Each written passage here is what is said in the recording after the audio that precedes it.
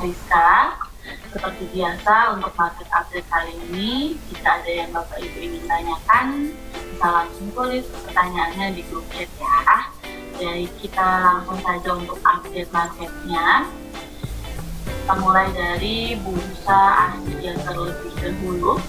Jadi untuk bursa Asia itu dibuka mix ya untuk pembukaan hari ini. Kemudian untuk bursa Eropa kemarin ditutup rata-rata menguat. Kemudian untuk tiga indeks bursa utama Wall Street itu ditutup menguat rata-rata. Untuk Dow Jones sendiri mengalami kenaikan 227,51 atau naik 0,85%. Kemudian untuk Nasdaq itu mengalami kenaikan 61,92 atau naik 0,59%. Kemudian untuk S&P itu juga mengalami kenaikan sebesar 29,04 atau naik sebesar 0,91%. Kalau misalnya kita lihat dari grafik Dow Jones sendiri, kemarin itu ada ya, karena ada Moderna itu sentimennya Moderna untuk pengembangan virusnya sudah uji coba ke manusia ya. Jadi kalau misalnya kita lihat di sini untuk Dow Jones itu berada persis di resisten gap-nya. Kemungkinan kalau misalnya koreksi menuju level support yang tadinya resisten di 26 di sini ya, 26.300-an. Kemudian tapi untuk trennya untuk Dow Jones sendiri itu masih uptrend, jadi masih kondusif. Gimana dengan IHSG?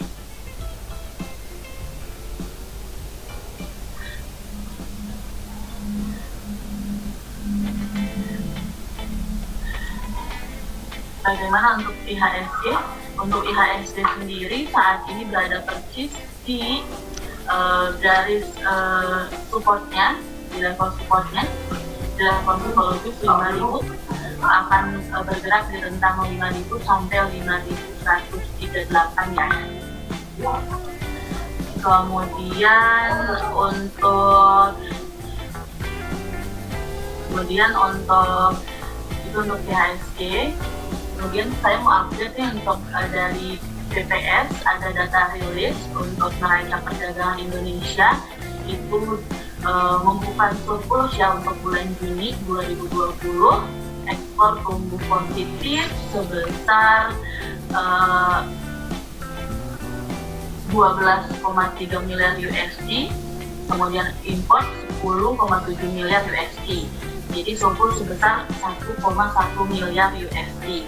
Kemudian ada informasi juga dari BUMN untuk PT Wika saat ini sedang digandeng konstruktor terbesar di Taiwan, RSE Engineering Corporation, untuk menggarap proyek jalur transportasi MRT Inner Ring Road di kota New Taipei City, Taiwan.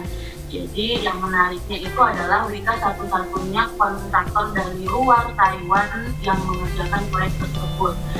Jadi jalur yang diberi nama Sanjing Line ini akan membentang sepanjang 14,3 km menghubungkan Kuching, Santia, Ine dengan 13 stasiun pemberhentian yang akan rampung di tahun 2021 mendatang.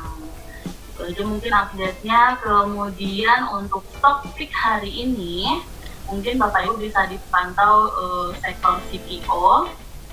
Sektor CPO ada Ali, ada LSIP. Untuk LSIP sendiri target terdekatnya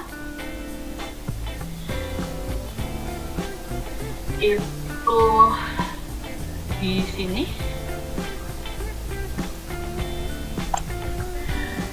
Jadi masih ada ruang untuk naik. Untuk LSIP target terdekatnya di 1050.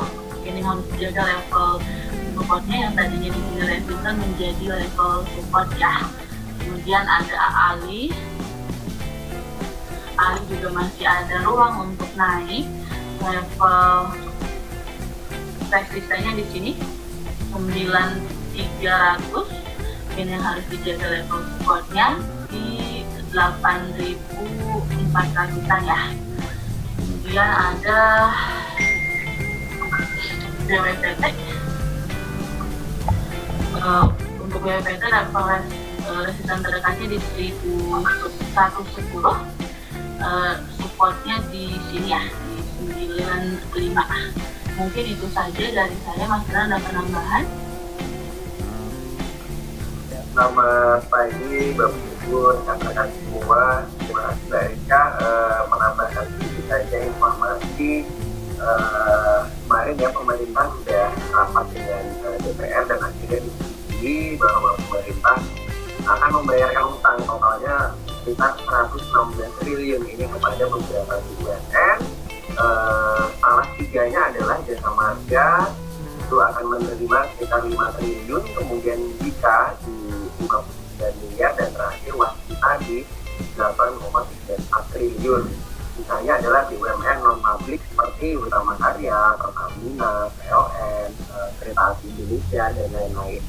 Dan porsi paling besar itu ada di Pertamina 45 triliun dan di PLN 48 triliun. Nanti kita akan fokus di tiga itu dan ya Pak, Bapak Ibu Jasa Marga, Jaya Karya, dan Waskita. Tentu dengan adanya pembayaran utang dari pemerintah ini akan setidaknya menyehatkan kembali cash flow perusahaan ya di tengah masa COVID seperti ini. Dan kalau kita lihat memang kalau kita bicara Jasa Marga ya Bapak Ibu, Jasa Marga sendiri ternyata kalau kita lihat pendapatan dari jalan tol ya, dari bulan Maret, April, Mei, kemudian sampai saat ini menunjukkan kenaikan yang cukup signifikan. Jadi mungkin nanti akan saya share juga di grup gitu ya, di bulan Maret kemarin mereka turun sampai dengan 37% untuk jalan tolnya sendiri. Kemudian April itu mencapai 53%, kemudian Mei itu 54%, jadi 3 bulan itu sangat-sangat dalam sekali turunnya. Tetapi kalau kita lihat di Juli ini juga dua gitu ya, itu turunnya sudah tinggal 10% lagi. Jadi ini menunjukkan ada strong recovery dari sisi pendapatan jalan tol, di mana setelah PSBB dibuka itu arus kendaraan yang menggunakan jalan tol kembali berangsur-angsur pulih. Jadi ini cukup memberikan sentimen positif untuk Jasa Marga. Secara fundamental untuk Jasa Marga kita maintain buy ya, Petpol dengan target harga di 5.900. Nanti saya akan lihat juga summary-nya di grup. Kemudian dari grup Indofood nih Bapak Ibu, Indofood, INDF, dan ICB ya akan membagikan dividen, di mana INDF sendiri, induk dari Indofood, itu akan membagikan dividen 50% dari laba. Itu kira-kira nanti per lembarnya atau dividennya itu 278 rupiah per lembar. Itulah kemudian Indofood ICB sendiri itu akan membagikan dividen sekitar 43% dari total laba.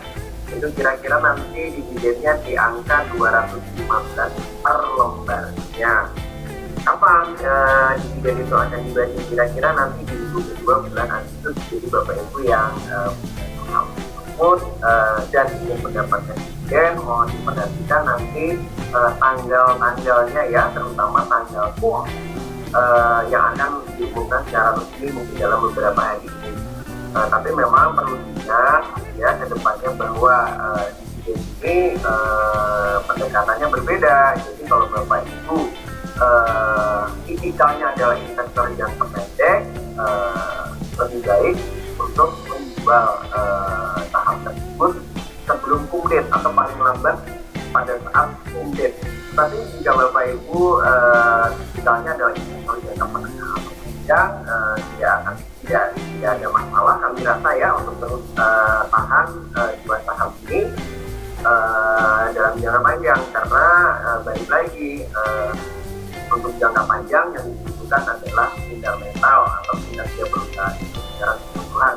Tapi kalau untuk jangka pendek yang dibutuhkan adalah pola pergerakan harga saham. Jadi di mana biasanya perusahaan yang akan membagikan dividen, harga sahamnya setelah dividen itu akan turun minimal sekitar dividen-nya. Ya, beberapa minggu terakhir kita banyak membahas mengenai dividen dan beberapa saham besar sudah membagikan dividen dan kita sama-sama tahu dan sama-sama belajar ya Bapak Ibu polanya.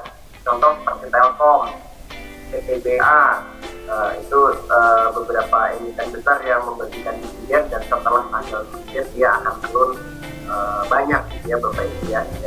Dan itu bisa menjadi pengetahuan tambahan untuk kita pola-pola pergerakan harga saham di tengah dividen.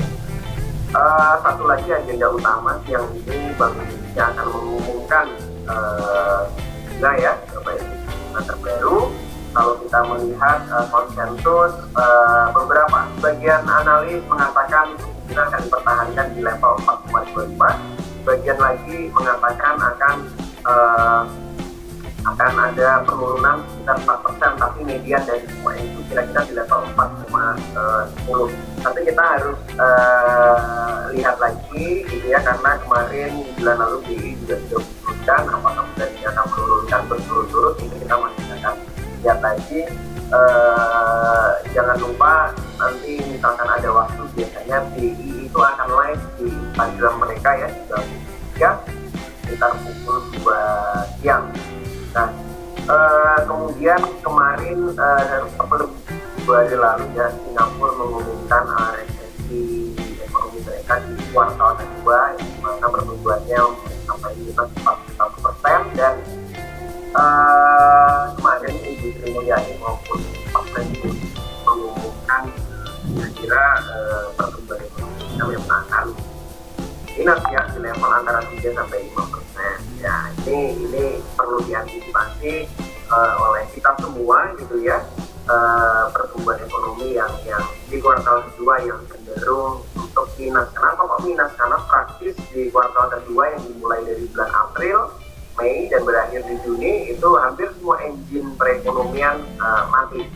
Jadi sangat wajar jika pertumbuhan ekonomi di kuartal kedua diprediksi akan berada di level minus. Kapan pengumumannya? Kira-kira pengumumannya ada di awal Agustus, sekitar tanggal 5. Mungkin itu update dari saya ya, Mbak Rizka. Mungkin kita jawab pertanyaan beberapa kami ditanyakan oleh Bapak Ibu. Baik, terima kasih Mas Danan atas informasinya. Kita mulai coba menjawab pertanyaan. Pertanyaan pertama dari Bapak Tongam. Kalau misalkan kita tahu dapat dividen dari PTA itu gimana sih lihatnya? Oke, Bapak, kalau misalkan untuk dividen itu sebenarnya akan langsung masuk ke rekening FDN atau MTBI. Untuk melihat nominal dividennya itu berapa, bisa kita tahu lewat 2 cara nih. Yang pertama, kita bisa datang ke Bank Mandiri terdekat untuk print rekening koran MTBI. Nanti bisa kelihatan tuh mutasi atau masuknya dana dividen. Atau yang mungkin yang itu kalau datang ke Bank Mandiri terdekat mungkin yang tidak punya Mandiri online ya, tapi kalau misalkan Bapak Ibu punya Mandiri online, itu juga bisa kelihatan tuh mutasi masuknya dana dividen. Yang kedua, bisa cek di client statement. Untuk client statement sendiri biasanya kita itu kirim setiap bulan di akhir atau di awal bulan paling lambat. Jadi client statement itu selain menginformasikan transaksi jual beli kita dalam 1 bulan, ada informasi juga dividen apa saja yang masuk di bulan itu. Cuman karena client statement itu masuknya biasanya di akhir bulan atau di awal bulannya, misalkan payment date-nya tuh di tengah bulan. Nanti Bapak Ibu juga bisa request ke saya nih, nanti saya akan kirim client statement-nya by email, seperti itu. Itu mungkin Pak Tongam. Kemudian dari Budia untuk INDF ICDD gimana? Oke, kita lihat ke chatnya ya. Untuk kalau untuk trennya itu uptrend, masih uptrend. Jadi kalau misalkan Bapak Ibu tipenya trend trading selama candlesticknya itu di atas trend channel uptrendnya atau belum, masih di atas level support, itu bisa kita hold selama masih di atas. Kalau untuk tipe swing trading itu masih ada ruang untuk naik. Jadi kalau misalnya kita lihat stokastiknya itu masih ada ruang untuk naik. Level resisten terdekatnya itu di sini ya Bapak Ibu sekalian, di 9.600-an. Level supportnya itu di sini di 9.200. ICBP mungkin sentimennya positif, ICBP dan INDF, karena yang disebutkan tadi untuk ICBP dan INDF ini kemarin itu baru FUPS untuk membagikan dividen ya, jadi bagus sih. Kemudian untuk INDF sendiri untuk trennya saat ini sideways. Level resistennya di sini Bapak Ibu sekalian di 6.840. Kemudian level supportnya itu di 6.000. Kemudian dari Ibu Trienda untuk Pegas, MDKA, Adi, Antam, PTPP mana? Oke, kita lihat langsung ya catnya. Untuk Pegas, kalau untuk trennya itu cenderung sideways ya. Jadi level resistennya di sini di 1.260-an. Kemudian yang harus dijaga level supportnya di sini ya, di 1.050 untuk Pegas. Kemudian untuk MDKA, oke.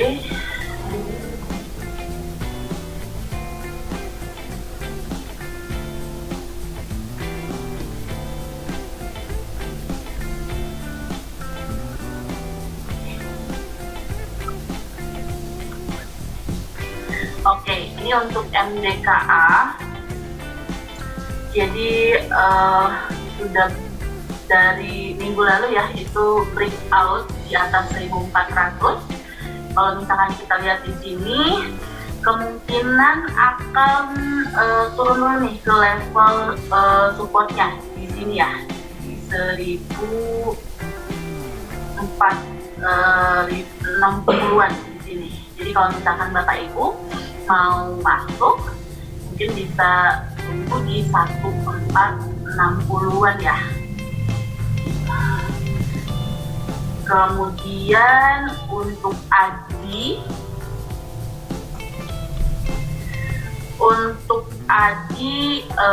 saat ini trennya sideways, jadi akan berada di rentang sini 700, supportnya di 590-an di sini.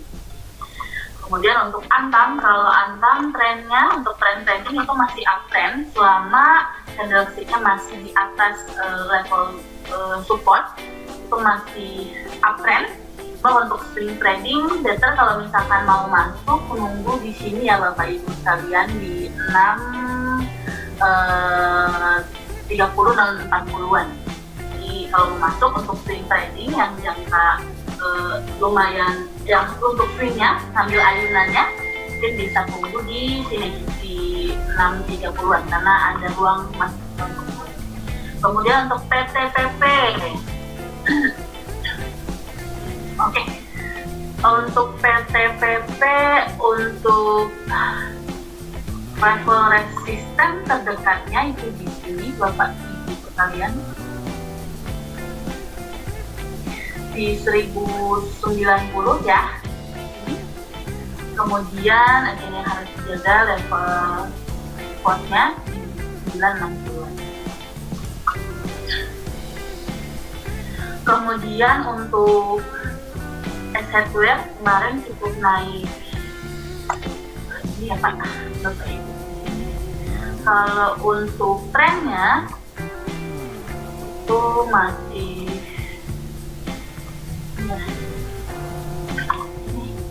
Kalau misalkan kita lihat untuk PTTP resisten terdekatnya di 1750, masih ada ruang untuk naik untuk hardware. Kemudian nanti level supportnya itu ada di ini ya Bapak Ibu kalian, di 1570. Untuk trennya masih naik. Kemudian untuk UNVR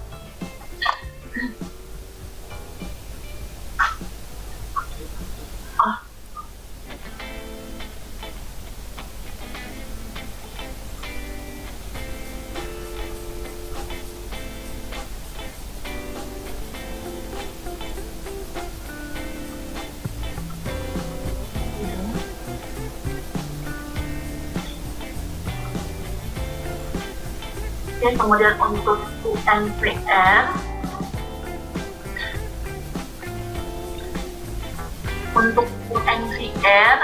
resisten terdekatnya itu ada di sini di 8.500, level supportnya di 7.900 di sini ya. Untuk saat ini itu di setway. Kemudian untuk PTBA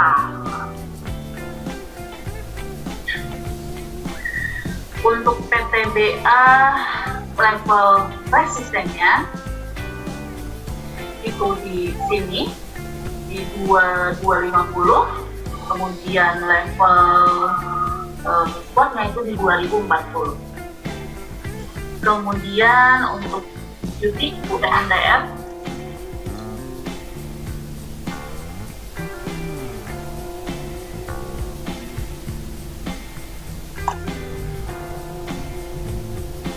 untuk UNDR itu kalau misalnya kita lihat menarik ya. Jadi ini adalah trend channel downtrend.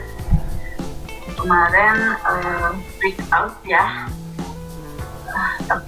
Kemungkinan bakal turun dulu nih ke level support di sini untuk melanjutkan kenaikannya. Kalau misalkan kita lihat untuk swing tradingnya ya, level resistennya itu di sini terdekatnya di 22.300. Ini harus jaga level supportnya di sini 17.800. Itu untuk UT. Kemudian untuk Techim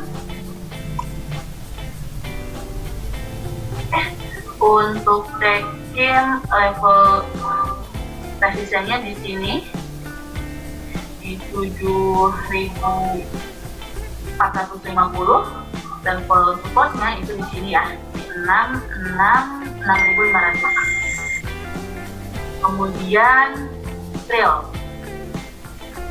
itu kemarin umdate-nya ya, umdate untuk dividen. Untuk Trail itu akan berada di rentang 208, supportnya itu di sini ya 187. Kemudian AALI tadi sudah ya kita kembali. Untuk AALI masih ada ruang untuk naik. Level resisten terdekatnya di sini di 9540. Ini yang harus dijaga level supportnya di sini ya di 8.200-an. Kemudian untuk check-in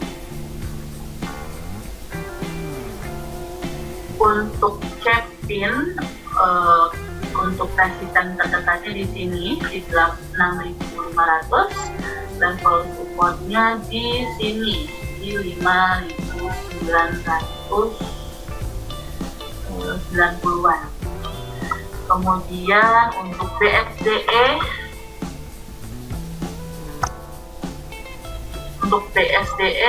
saat ini setway ya, setway-nya tipis. Untuk level resistennya di 845, kemudian level supportnya itu di ini ya Bapak Ibu sekalian di 725 seperti itu. Oke, untuk pertanyaannya sudah habis. eh, saya